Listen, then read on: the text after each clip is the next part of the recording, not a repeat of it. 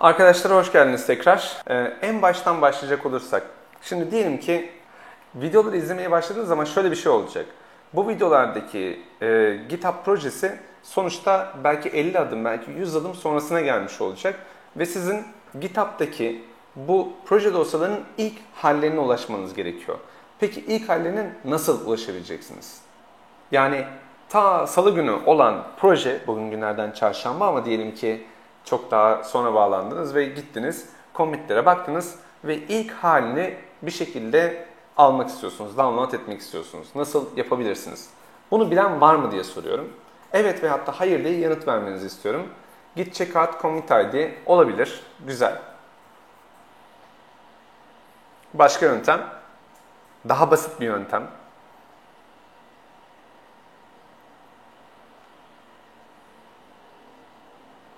Bir response alayım sizden arkadaşlar. Benzer şeyleri biliyorum hocam demiş. Başka evet veyahut da hayır diye yazmanızı istiyorum. Hayır demekten utanmayın. Sıkıntı yok benim için zaten. İnternet için de sıkıntı yok. YouTube için de sıkıntı yok. Merak etmeyin. O yüzden de hayır, hayır, hayır. Süper. Yani bunları yazın. Şundan dolayı yazmanızı istiyorum. İletişim kurmamız bizim için önemli.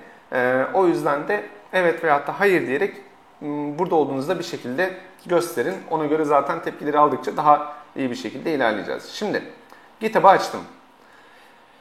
Codedeus Django, Codedeus.org, Python ve Django eğitimine tıkladım. Buraya geldikten sonra Kaft kullanına tıklayacak olursam biraz önce dediğim gibi PHP dosyaları mesela bunun içerisinde yok. Çünkü dün akşam ben silmiştim. Onun dışında bazı şeyler yok veyahut da ilk haliyle alakası yok bu projenin. Peki ilk haline nasıl gelebilirim? Buradan geldim yine yapımızın içerisine ve burada commit'ler var. Bu commit'lerden doğru commit'i bulmaya çalışıyorum. Doğru commit'i bulmaya çalışınca, hadi açıl. Sesim bu arada iyi mi? Onu da bir söyler misiniz? Çünkü internet galiba yine yavaşladı.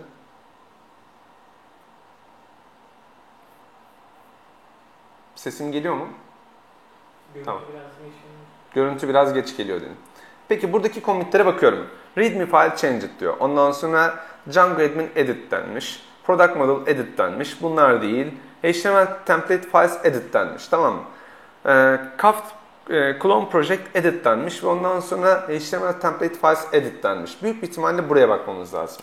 Peki yanındaki buradaki commit ID'ye tıklayacak olursam yeni bir tane sayfada açıyorum. Kontrol birlikte klikledim. Burada yapılan bütün işlemleri de görüyorum. Bu kadar işlem yapılmış. Ama bu benim istediğim şey değil. Ben şunu istiyorum. Bu haline gelmek istiyorum.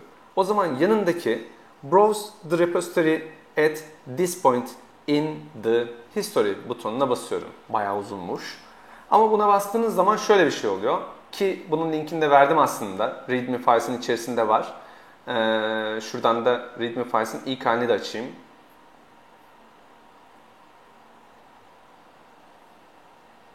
Hadi README. Hadi README. Açıl. Evet. Şurada altta e-ticaret sitesine yani yapısına ulaşmak için tıklayınız kısmında aslında buradaki tree'ye gitmiş oluyor. Ve burada baktığınız zaman artık bütün her şeyi görebiliyoruz. Ben Twitter kullanana geldiğim zaman burada Kaft Clone projesinin ismi manage.py ve PHP templates var. Ta ilk başta buradan başlamıştık. Şimdi bunu indirmek istiyorsam da tek yapmam gereken şey bu halini download etmek. Tamam. Buradaki download butonuna bastığımız zaman eğer buradaki tree'de bu ID ile birlikte olan kısmın içerisindeyseniz o zaman bunu download ettiğinizde bu dosyaları download edebilirsiniz. Yani videoları izlemeye başladığınız zaman ya çok ilerideler ben nasıl olacak da geri döneceğim de bu projeye bakacağım derseniz ya README file'in içerisinde bunu bulabilirsiniz ya da yine aynı şekilde biraz önce gösterdiğim yöntemle bulabilirsiniz. Ki şu anda mesela README file'e baktığımız zaman mesela burada o açıklama yok. Çünkü projenin o anki halinde böyle bir açıklama yazmamıştım. Ama şu anki halinde mesela böyle bir açıklama var ve buradan ulaşabilirsiniz. Bununla ilgili de bir sıkıntı yok. Tamam. Evet. Sesiniz iyi fakat görüntü geç geliyor denmiş.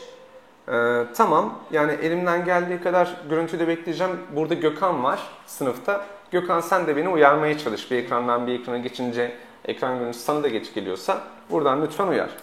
Şimdi yapmamız gereken şey ne? Bir kere ortamımıza giriyor olmamız lazım. Şu anda 3 tane aslında terminal açarsanız çok iyi olur sizin için. Birinci terminal sizin projenizi çalıştırmak için run server. İkinci terminal boş bir terminal. Üçüncü terminal ise shell terminali olsun.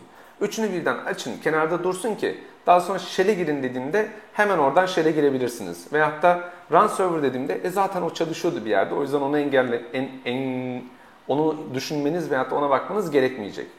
O yüzden de ben 3 tane yapı açıyorum.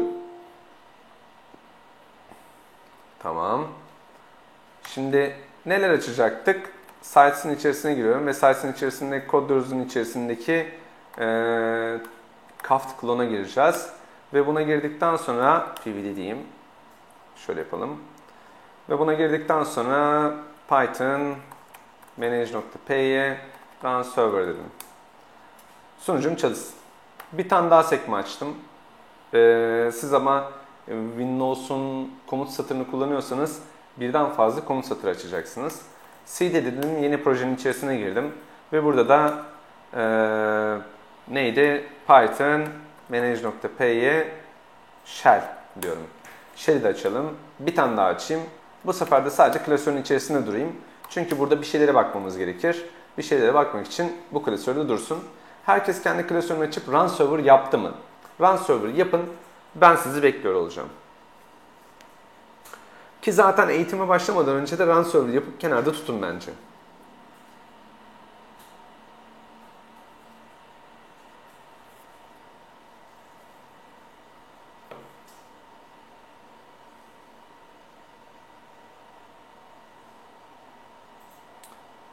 Bekliyorum sizi arkadaşlar. Run server yapın.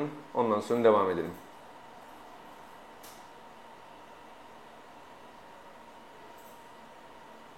Ve hatta şöyle bir şey sorayım.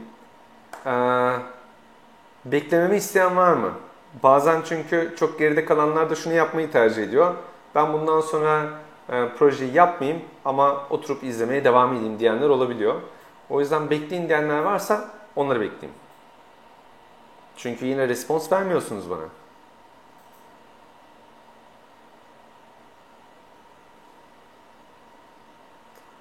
Bekleyin, devam hocam demiş Şahip. O zaman devam. Şimdi shell'im açık, bu kenarda dursun. Projemin klasörü açık. Code nokta diyorum ve projemin olduğu yere gidiyorum. Ne yapmamız lazım? Ben ilk önce şu ana sayfayı biraz düzeltmek istiyorum. Hatta şu localhost'tan ana sayfayı da bir açayım. Şu ana sayfada karusel var ya, bu karuseli biz oluşturalım ve artık bu karusel dinamik olsun. Artık medyanın içerisinde dosyaları tutulsun ve biz bu karuseli otomatik olarak yeni şeyler eklemeye başlayabilirim. Şimdilik admin panelden olacak ama daha sonra CRUD işlemlerini buradan yapacağız. Peki ben bu karuseli nasıl olacak da içeride tutacağım? Nasıl yapabilirim? Karusel için ne yapmam lazım?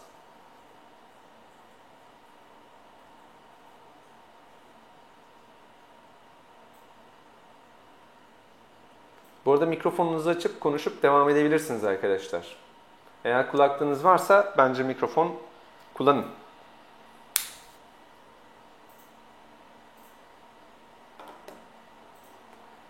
Sistemde benim karusele ihtiyacım var. Fotoğraf kısımlarını yüklediğimiz projelerden çeksin. Yüklediğimiz page'lerden çeksin. Olmaz. Şundan dolayı olmaz. Page kısmı bizim hakkımızda iletişim gibi sayfalarımız için. Oraya koymamamız gerekiyor. Nereye koyabiliriz? Ve dinamik olacak. Dinamik olacaktan kastım yeni bir tane karusel ekleyebileceğim yani. Aslında bu söylediğim şey.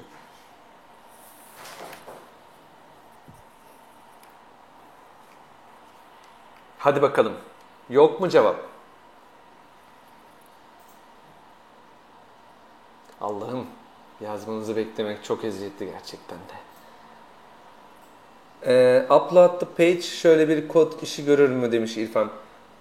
Pardon, download. Ya aslında olayın özü ne biliyor musunuz arkadaşlar? Eğer siz mesela karuseli veyahut da x bir şeyi ne oluyor? Karuseli veyahut da x bir şeyi dinamik hale getireceksiniz. sonuçta yeni bir model oluşturmanız lazım. Yani database'de yeni bir tane table oluşturmanız lazım. Bu kadar basit yani. Page için yaptığımız şeyi aslında karusel için de yapacağız. Bu kadar basit yani. Ne zaman ki dinamik bir şey istiyoruz veyahut da ayarların bir yerlerde tutulmasını istiyoruz. Admin panelden veyahut da view'lardan veyahut da X bir yerden ona erişmek istiyorsak bu database'in içinde olmalı. Database'in içinde olacaksa da muhakkak Django'nun model yapısını kullanıyor olmamız lazım. Model yapısını kullanmak için de yeni bir tane model açacağız. Peki şöyle yapalım. Bu modulda yine page'in içerisinde dursun. Sonuçta page application bunu tutabilir. Yani page'lerle alakalı tüm işlemleri burada tutabiliriz. Veyahut da atıyorum siz index diye bir tane application yapıp bütün ana sayfayla ilgili işlemleri orada da tutabilirsiniz. Ama page'in içerisinde dursun. Ve page'in içerisinde neyin altında duracak? Sonuçta database'de bir model oluşturacaksak, yani yeni bir table oluşturacaksak model'ın içerisinde durması lazım. Buradaki statüsler benim için çok önemli olacak çünkü sürekli bir şeyleri yazmak zorunda kalmayacağım. O yüzden bunlar burada kalacak. Altta page var. Sıkıntı yok. Zaten page'i ben istiyorum ve burada kalması gerekiyor. Bundan sonra ne yapacağım? Yeni bir tane class oluşturacağım. Class'ın ismi de, şunu da biraz sağlayayım ki yorumları da göreyim. Bu ne? Evet. Şu anda ekranımı görüyor musunuz? Geliyor mu ekranım? Tamam. Şimdi class'ımızın ismi ne olsun? Karusel olsun. Peki bu nereden gelecek? Models'ın içerisindeki model yapısından gelecek. İçerisine ne olması gerekir? Yani ileride belki başlığa ihtiyacımız olur. İşte şok diye yazmak istiyoruzdur. O yüzden de title diye bir şey olsun. Sonra başka ne olsun title'ın dışında? Slide ihtiyacımız var mı? Bence gerek yok. Content'e ihtiyacınız var mı? Şu anlık gerek yok. Ama bundan sonra mesela karusele imaj koyacaksak imaja ihtiyacımız var. Şuayb'in söylediği gibi. Kesinlikle haklısın Şuayb. İmaja ihtiyacımız var ama ben burada mesela imaj yazıp ondan sonra burada da cover imaj demiyorum. Mesela cover imajı seçtiysem her yerde cover imaj diye yazmaya çalışıyorum. Böylelikle zaten karuselin içerisindeki imajı arayacaksam bu cover imajdır diyorum. O yüzden de aynı şekilde yazdım. Sonra statüse ihtiyacım var. O yüzden bir statüsümün olması gerekiyor. Sonra işte created ete ihtiyacım var. Ve updated ete ihtiyacım var. Aslında çok ihtiyacım var mı bunlara? Yok ama egzersiz olsun diye tutuyorum bunları. Niye statüsü tutuyorum? Çünkü bir şekilde adam eklemiştir ve 10 gün sonra bunun yayına girmesini istiyordur. Şimdilik mesela bunu manuel olarak buradan takip edip yapabiliriz. Peki title'ı açtım. Title ne olacak? Title ne olacak? Title ne olacak? Title models'ın içerisindeki char field olacak ve içerisinde de max kaç olsun? 200 olsun. Peki boş olabilir mi? Bence olabilir. Ondan sonra hiçbir şey yazılmayabilir mi? Yazılmayabilir. O yüzden bunları buraya yazıyorum. Cover image'e geldim. Aslında bu yukarıdakilerin aynı şeklinde ama ben elle yazmayı tercih ediyorum. En azından aklımda daha fazla kalsın diye. Yani sizin aklınızda daha fazla kalması için sizin elle yazmanızı tavsiye ediyorum. Ama yukarıdan kopyalayıp yapıştırabilirsiniz. Default. Ondan sonra nedir? Neydi? Draft mıydı? Başka? Ondan sonra choices var.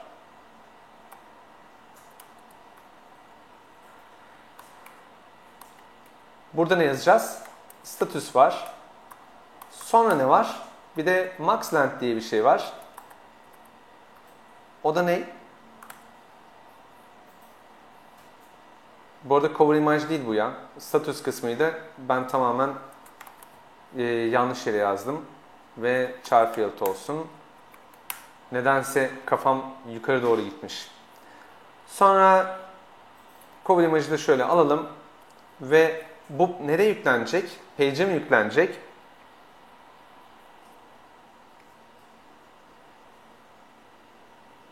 Yok. Güzel cevap aslında. Şahit. Medya demen yanlış oldu. Hemen hatanı düzelttin. Karusel. Zaten medya bizim default klasörümüz. Onun altındaki karusel. O yüzden de karusel diye yazıyorum. Çünkü hatırlayacak olursanız buradaki settings kısmında biz medyanın default route'unu medya olarak vermiştik zaten. O yüzden de ben oraya karusel yazdığımda medyanın altındaki karusel olarak olacak burası. Tamam. Bunu da yaptık. Bunu yaptıktan sonra statüsü de yazmıştık zaten. Created at ve updated at olacak. Yukarıdan kopyalayıp yapıştırıyorum şu anda. Ama dediğim gibi sizin elle yazmanızı tavsiye ederim. Bunları yazdıktan sonra şöyle bir sıkıntım var. Ben çok ufak da olsa kendimi tekrarlamışım. Şöyle kendimi tekrarlamışım. Default yazısında burada taslak diye var. Dikkatli bakacak olursanız burada da taslak diye var. Ben bunu hiç sevmedim. O yüzden buradaki draft yazısını öyle bir hale getirin ki bütün statüslerde standart olsun. Nasıl yapabilirim bunu?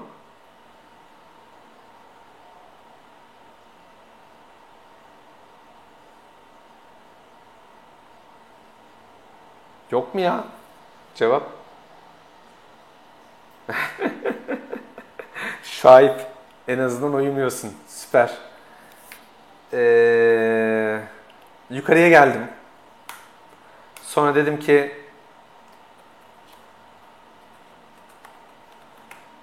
bu. Sonra bunu aldım. Aşağıya geldim. Ve dedim ki sen busun kardeş. Ondan sonra kafam karışmasın. Her zaman bunlara yukarıdan bakacağım. Sen de busun dedim. Evet, yani en üstte tanımlamamız iyi bir şey şundan dolayı. Bir de dikkat edecek olursanız büyük harf yazdım. Niye büyük harf yazıyorduk bunları? Çünkü bunların değişmeyeceğini anlatabilmek için yazıyorduk. Ama büyük harfle yazıyor olmamız bunları değiştiremeyeceğimiz anlamına gelmiyor. Sadece bu tarz tanımlamaları genellikle büyük harf yapmaya çalışıyoruz. Tamam, bunu yaptık. Ondan sonra ben bunun admin panelinde gözükmesi için ne yapmalıyım? Bana biraz hocam tekrar statüsün üstüne gelebilir misiniz demiş İrfan. Default statüsün mü? Şurası mı? Yani bunda yaptığımız şey şuydu aslında, bu draft diye yazıyordu. Ben gittim yukarıya bunun yerine bir tane tanımlama yaptım status gibi. Ondan sonra variable tanımlaması yaptım ve ismini dedim default status dedim. Şimdi yukarıya da gideceğim ama yaptığım şey aslında çok basit ve her zaman yaptığınız şey. Yukarıya geldiğim zaman statüsünün yukarısında da default status olarak bunu oluşturdum. Okey mi İrfan? Bir de dediğim gibi eğer mikrofonunuz varsa bence mikrofonla konuşun böyle durumlarda. Böylelikle bir şeyi atlamamış oluruz. Burada tekrar statüsle ilgili açıklama yapmışım. Demişim ki left side DB için, right side ise human readable name demişim. Sol taraf draft, sağ taraf taslak diye yazıyor. Bunun sebebini daha önceki videolarda hatırlıyorsanız açıklamıştım. Konumuza geri dönecek olursak, bu arada şunu da unutmayın. Class'larda 2 tane boşluk bırakıyorsunuz. Yani 2 kere enter'a basıyorsunuz. Birinci enter, ikinci enter. Bu class'larda yapılan standartlardan bir tanesi. Yani bir sonraki class açarken muhakkak 2 tane boşluk bırakın burada. Bir tane değil. Onun dışında karuselimizi oluşturduk. Bundan sonra ne yapmam lazım? Bana biraz yardımcı olun.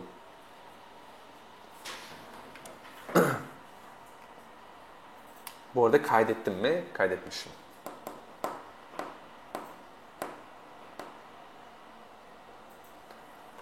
Bundan sonra ne yapmam lazım?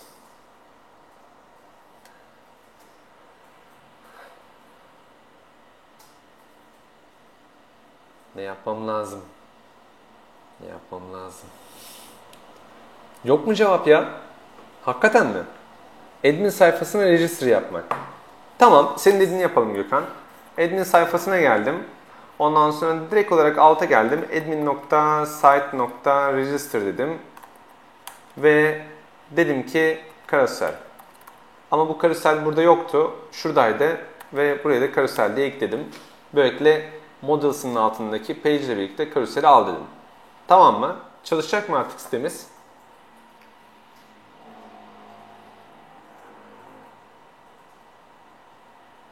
Çalışacak mı?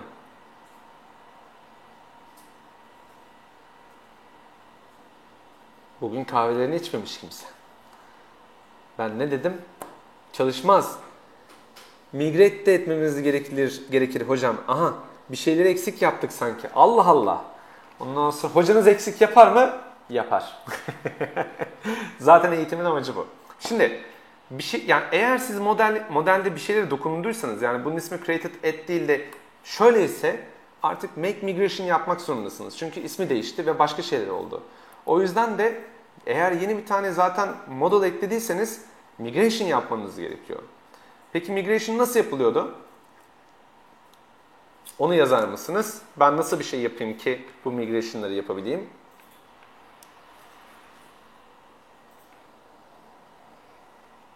Python manage make migration. Yani hocam bunu da mı bilmiyorsunuz der gibi olmuş ama ondan sonra peki doğru söylüyorsun. Ondan sonra tabii Python 3 çünkü bendeki Python 3. Şimdi geldik buraya ve buraya geldikten sonra ne yapacaktım? Python 3 manage.py'nin olduğu yerde olduğuma emin olmam lazım burada. Daha sonradan da make migration dedim ve Şuayb'in dediği gibi yaptım. Şuayb'in dediği gibi yaptıktan sonra bu yetmez demiş İrfan.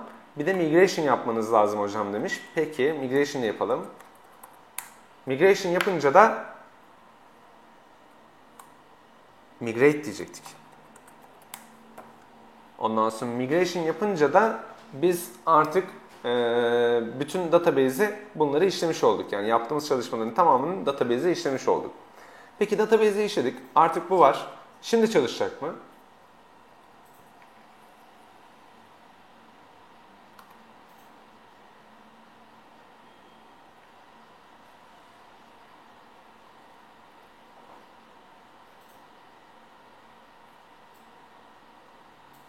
Çalışacak mı? Sorun bu. Projem çalışacak mı?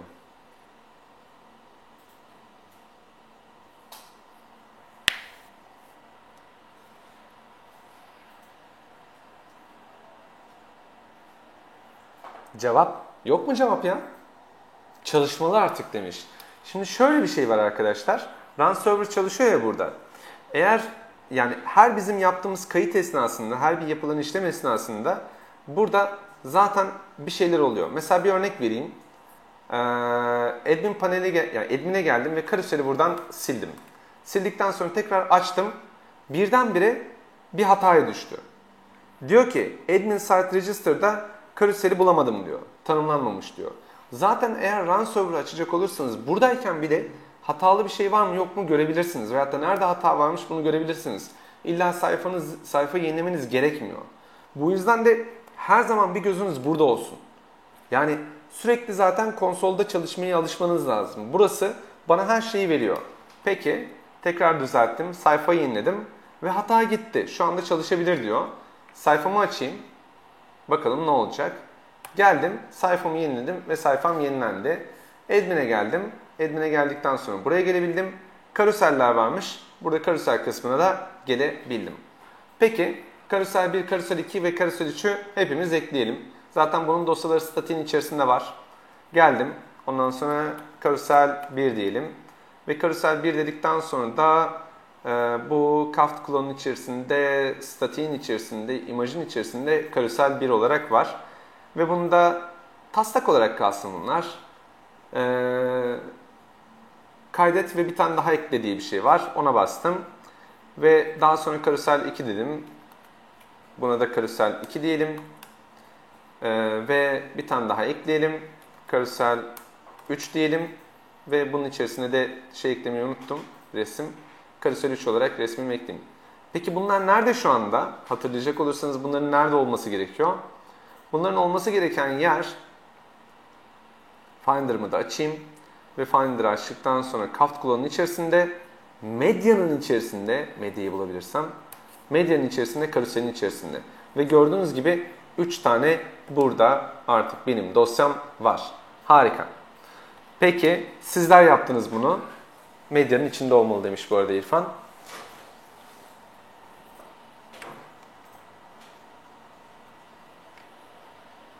Herkes 3 tane karusel yaptı mı?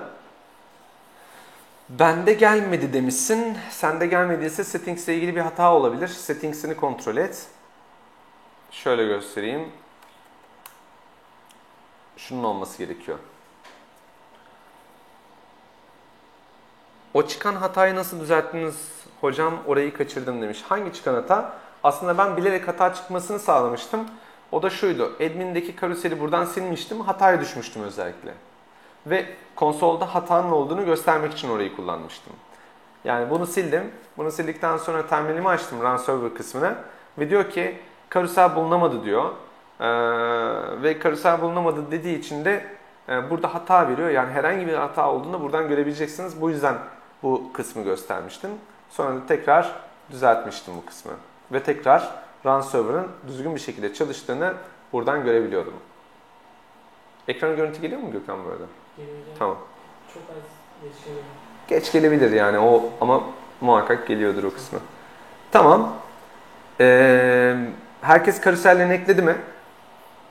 Sen ekledin mi Gökhan? Ekledim. Yazsana o zaman oraya. Admin site register page admin. No. Orası değil. Bu farklı bir şey. Alta ekleyeceksiniz. Farklı bir registration bu.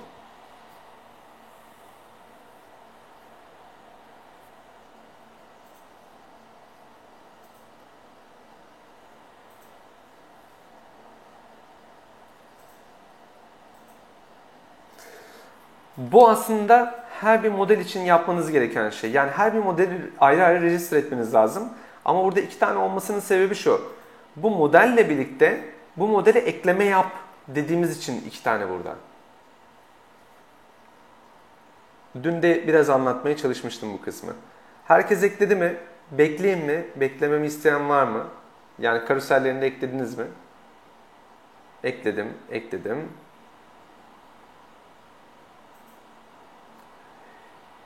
Eğer arkadaşlar çok geride kaldıysanız ve bu kısmı hani buradan sonra düzgün bir şekilde takip etmek istiyorsanız projeyi aslında alıp devam edebilirdiniz. Ben bu arada projenin bu haline kadar bir commit diyeyim. Eğer almak isteyen varsa gidip alabilir şu anda. Çünkü şey yok yani gidip alıp devam edebilirsiniz yolunuza. Git status diyorum. Git add ve git commit. Hatta zaten karusel eklendiği için yapmam lazım. Karusel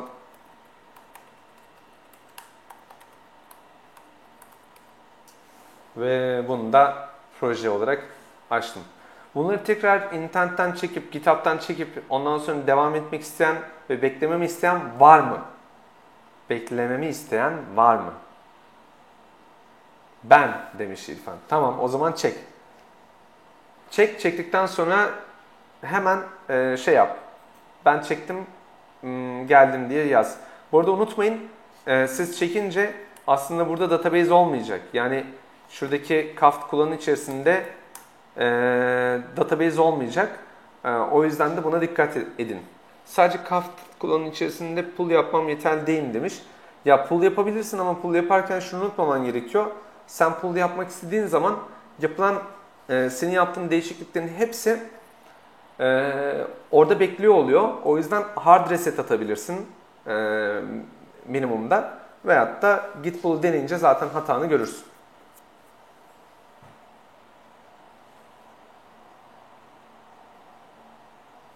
Bu arada git pull'u aslında şurada demeniz gerekiyor. Yani kod door'un içerisinde demeniz gerekiyor. Onu da belirteyim.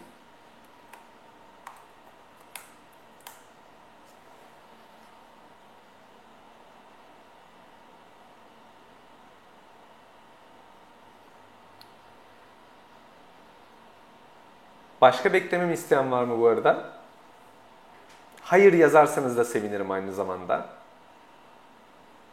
Evet yazmak zorunda değilsiniz. Mesela beklememi istemiyorum kısmında hayırı kullanırsanız burada olduğunuzu da bilirim. Daha mutlu olurum.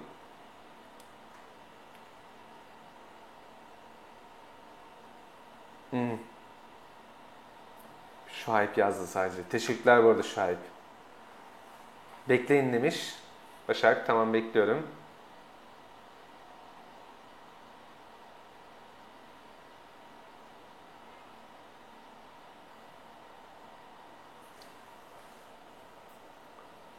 O zaman şöyle yapalım. Zaten ara vereceğim. 5 dakika içerisinde ara verecektim. Ben ara vereyim. Siz projeyi çekin, hazırlanın. Ama şunu unutmayın. Eğer projeyi tamamen çekiyorsanız o zaman şuna dikkat etmeniz lazım. Database içinde yok. Bu yüzden de make migrations, migrate yapmanız gerekiyor. İlk çektiğinizde. Bir de media klasörü olmayacak ilk defa çektiğinizde. O yüzden bunun içerisinde de Page, Product, Static ve Templates'in olduğu hizada da muhakkak Media'yı da açmanız lazım. Ben şimdilik ara veriyorum. Saat tam 8'de tekrar sizi bekliyorum.